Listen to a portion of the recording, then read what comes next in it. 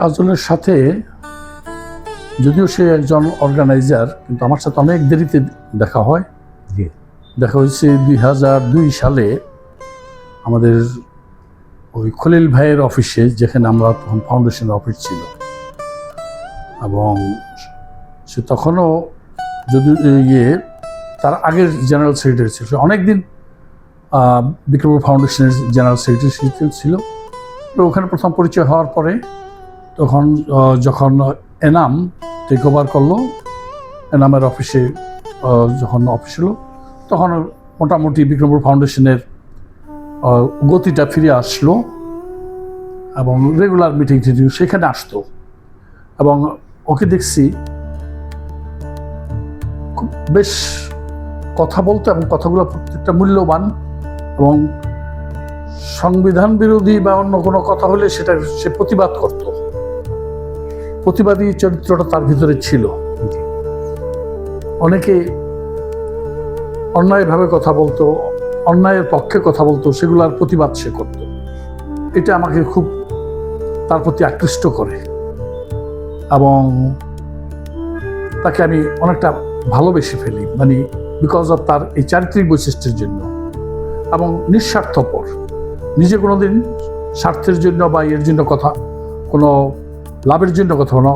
আমাদের ওখানে অনেকেই এনামের কাছ থেকে অনেক সাহায্য সহযোগিতা নিয়েছেন, কিন্তু কাজলের মধ্যে এই জিনিসটা দেখিনি। আর সে সবসময় সত্যের পক্ষে এবং ন্যায়ের পক্ষে, এবং যেগুলা প্রতিষ্ঠানের জন্য কার্যকারী হবে সেই সমস্ত কাজে কথা বলতেন। অনেক সময় অনেকের কথা অনেকে করতেন না, প্রতিবাদ করতেন না, অন্যায় বুঝেও, কিন্তু কাজল সেখানে সরব ছিল। কাজল একজন, আর আমাদের ওই ছিলেন সিরাজদিখার এডিশনাল সেক্রেটারি জয়নাল ভাই, জয়নাল তালুকদার, উনিও। এই দুজনকে দেখতাম। আর আমাদের আরেকজন ছিল বীর মুক্তিযোদ্ধা হাফিজ ভাই, উনিও অন্যায়ের প্রতিবাদ করতেন। আর অনেকে ছিলেন প্রতিষ্ঠানের প্রতি অনুগত না থেকে ব্যক্তির প্রতি অনুগত বেশি ছিলেন, কিন্তু এদের ভিতরেই সেই চারিত্রিক বৈশিষ্ট্যটা ছিল না, যার জন্য তারা মানুষকে আকৃষ্ট করতে পারত। এবং কাজলের অনেক অনুসারী দেখছি, অনেকেই কাজলকে ভালো লাগতো, ভালোবাসত। কাজল যখন অসুস্থ হলো,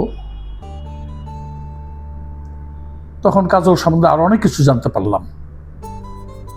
যে কাজল সেই ক্লাস 3 থেকে সে কচিকাচার যোগদান করেছিল, কচিকাচার মেলায় যেত এবং স্কাউটিং করত, জাম্বুরিতে যেত। ডক্টর কুদরতি খোদার থেকে সে প্রাইজ পেয়েছে। এই সমস্তগুলা শোনার পরে কাজলের প্রতি আমি আরো সহানুভূতিশীল হলাম, আরো আকৃষ্ট হলাম। এবং কাজল যখন অনেকটাই অসুস্থ, তখন তার বাসায় যে 3 দিন আমি তার সাথে দেখা করছি, তারপর সে খেতে পারতো না, যার জন্য আমি তাকে এই স্যুপ বানিয়ে নিয়ে যেতাম। প্রত্যেকবারই আমি কিছু স্ন্যাক্স, কিছু স্যুপ, প্রত্যেকবারই তার বাসায় স্যুপ নিয়ে গেছে, এবং আমার অফিসের স্যুপটা সে খুব পছন্দ করত। এটা মানে শোনার পর আমি যতবারই গেছি ততবারই স্যুপ নিয়ে গেছে। এবং লাস্ট দিন যখন গেলাম কাজলের বাসায়, তখন আমি একটু কষ্টই পেলাম। ওর ভিতর ভীষণ যন্ত্রণা ছিল, এবং যন্ত্রণায় তার মুখের চেহারার মধ্যে একটা প্রকাশ পাচ্ছিল যে সে কষ্ট পাচ্ছে অনেক। আমাদের সাথে তেমন কথাবার্তা বলতে পারলো না। ওর সাথে দেখা করি, ভাবির সাথে কথাবার্তা বলে আমরা চলে আসলাম। তার কয়েকদিন পরেই খবর পেলাম যে কাজল মারা গেছে। দৌড়িয়ে কাজলের বাসায় গেলাম। বাসায় যে লাশ দেখলাম, লাশ দেখে আমার অনেক ভালো লাগলো যে ওর মৃত্যুটা খুবই শান্তিতে হয়েছে, আমার কাছে মনে হলো। কারণ লাশ দেখে মনে হচ্ছিল ও ঘুমিয়ে আছে, এবং হাস্যোজ্জ্বল মুখ, মুখের ভিতরে কোনো বেদনার চাপ নেই, এবং সে যেন প্রশান্তিতে ঘুমিয়ে আছে। এটা দেখে আমার ভালো লাগলো। আমি কাজলের ছেলে আদিবকে বললাম যে কাজল খুব শান্তিতে মারা গেছে এবং ইনশাল্লাহ ওর পরকাল নিশ্চয়ই শান্তিতে থাকবে, এই প্রত্যাশা। তারপর জানাজায় গেলাম। জানাজায় তো আমাদের বিক্রমপুরে অনেক লোক আসছিল, ফাউন্ডেশনের অনেক লোক আসছিল, ওর ক্লাস ফ্রেন্ডরা, ইউনিভার্সিটির ক্লাস ফ্রেন্ডরা আসছিল, মুন্সিগঞ্জ থেকে লোক আসছিল, অনেককে চিনি না, বাট প্রচুর লোক হয়েছিল।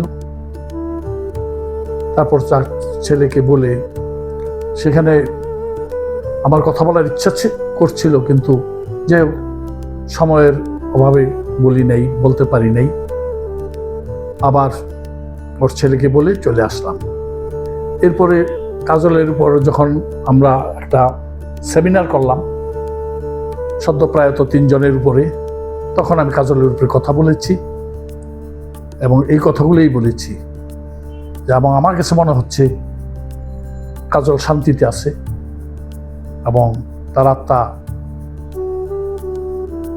শান্তিময় স্থানেই আছে। এটি আমার এবং আমার প্রত্যাশাটাই ওর মতো ভালো লোক, ভালো মানুষ সবসময় ভালো থাকবে, এটি আমার প্রত্যাশা।